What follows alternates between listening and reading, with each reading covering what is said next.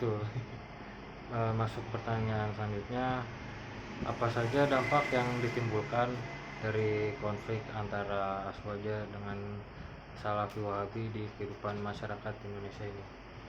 Ya, di masyarakat kita sebenarnya hampir kalau di tingkat sosial ya, Ya, di lingkungan masyarakat secara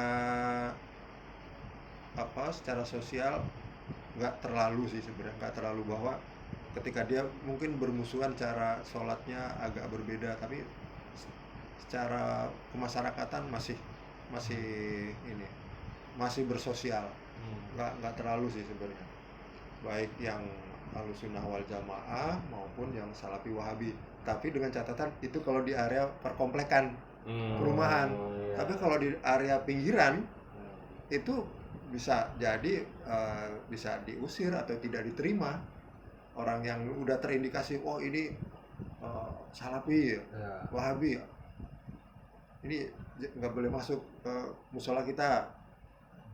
Begitu juga dengan orang yang terindikasi mungkin, wah ini Ahlussunnah ini agak menyimpang nih ibadahnya nih. Biasanya dia suka penggunaan toanya terlalu over. Malam-malam belum waktunya sudah mulai persiapan azannya dengan ngajinya yang kenceng-kenceng seperti itu. Ya, di perkotaan masih ada toleransi, masih banyak. Tapi kalau di pedesaan sebenarnya di daerah pinggiran ya, bukan pedesaan. Karena kalau di pedesaan sekali, bahkan kalau udah ada satu ya sudah, itu yang lain nggak bisa masuk gitu. Ya, betul. Ditolak gitu.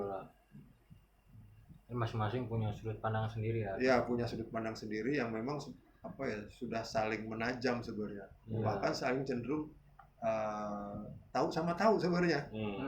Tahu sama tahu. Dia itu kelompok ini punya senjata yang selalu dia tuduhkan ke yang lainnya ini. Nah, kelompok ini punya senjata yang selalu bisa mengkanter atau menuduh yang lain dengan ini. Ya, gitu. Karena dianggapnya kalau yang bukan Ahlussunnah wal Jamaah dianggap ini tidak nasionalis, karena dia kan masih ya ininya sumbernya rujukannya kan ini ya Timur Tengah, Arab Saudi terutama. Ya, sementara kalau yang Ahlussunnah wal Jamaah itu orang-orang sekitar situ juga bisa dijadikan rujukan, bisa dijadikan sumber, bisa boleh ya istilahnya masih bisa mau menjadikan dia ustadz, imam di kompleknya gitu. Nah ini. Tapi kalau yang dari Salafi Wahabi, itu seperti orang udah didaftar. Pokoknya bukan yang ini akidahnya menyimpang. Dia akidahnya menyimpang. Hanya karena mungkin dia kalau berdoa mungkin subuhnya pakai kunut umpamanya. Dianggap sudah menyimpang. Makanya dua perbedaan ini yang kayaknya sampai kapanpun nggak bakal ketemu. Nggak bakal ketemu. Oke, Om. Masuk ke pertanyaan terakhir, bagaimana kondisi hubungan antara kelompok Aswaja dan Salafi saat ini di tengah masyarakat di Kecamatan Pondok Gede khususnya di Kecamatan Pondok Gede? Di Kecamatan Pondok Gede memang ada yang kalau secara tadi ya kemasyarakatan itu termasuk ekonomi itu masih dibilang semuanya toleransi, masih mau bermuamalah, mau berteman, bertetangga. Tapi kalau sudah masuk ke area peribadatan, ini juga sebenarnya termasuk yang harus diwaspadai. Indikasinya memang di beberapa tempat ada masjid yang sudah dilabeli ini masjid yang Salafi, ini masjid yang NU, ini Ahlussunnah wal Jamaah gitu. Nah itu yang di masyarakat Pondok Gede yang sering.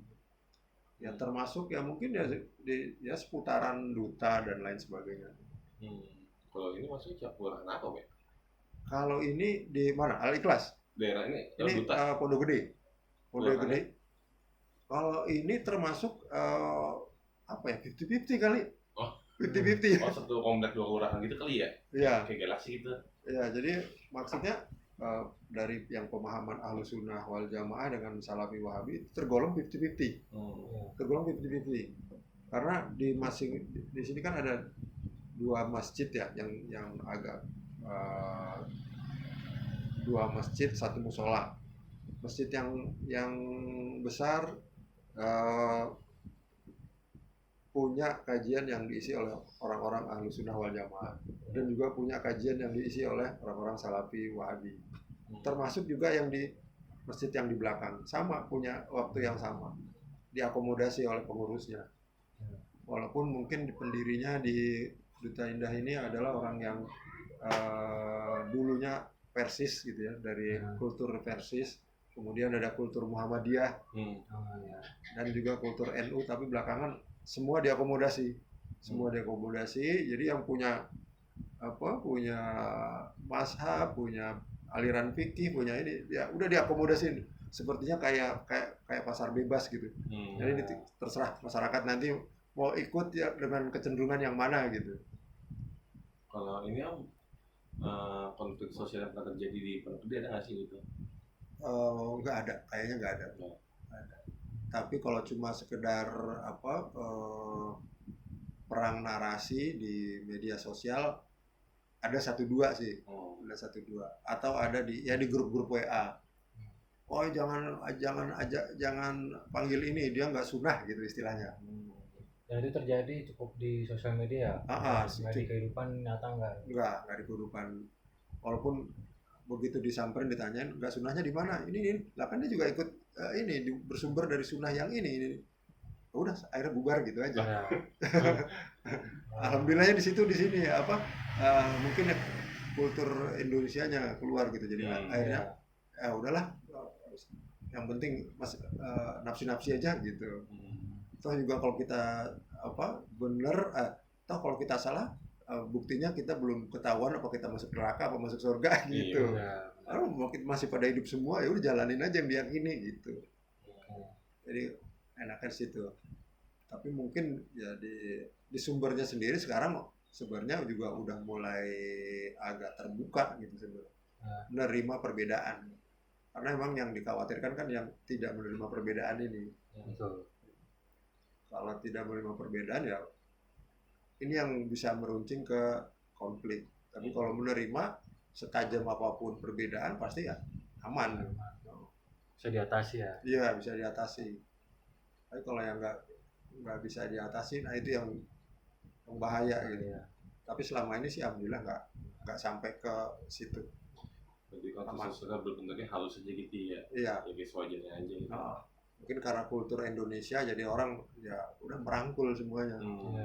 Tapi kalau kultur Timur Tengah ya udah urusannya perang kayaknya begitu ya. Karena emang itu ini prinsip yang sensitif, isu-isu yang sensitif aliran keagamaan. Ada lagi Pak?